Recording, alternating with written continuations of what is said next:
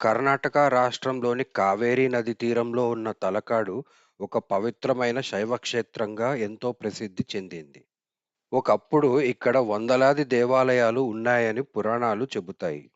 కానీ కాలక్రమేణా ఈ ప్రాంతం మొత్తం ఇసుకతో కప్పబడి ఒక అద్భుతమైన ప్రదేశంగా మారింది. తలకాడు ముఖ్యంగా పంచలింగ క్షేత్రంగా ప్రసిద్ధి చెందింది. ఇక్కడ వైద్యనాథేశ్వర స్వామి, పాతాళేశ్వర స్వామి, మారులేశ్వర స్వామి, ఆర్కేశ్వర స్వామి, మల్లికార్జున స్వామి అనే 5 ప్రధాన శివాలయాలు ఉన్నాయి. ప్రతి 12 సంవత్సరాలకు ఒకసారి జరిగే పంచలింగ దర్శనం అత్యంత పవిత్రమైనదిగా భావించబడుతుంది. తలకాడు గురించి ప్రసిద్ధి చెందిన మరో కథ అలమేలమ్మ శాపం.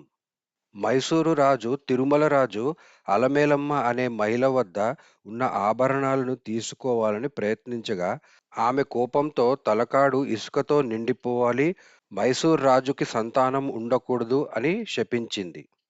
అనంతరం ఆమె కావేరీ నదిలో దూకింది.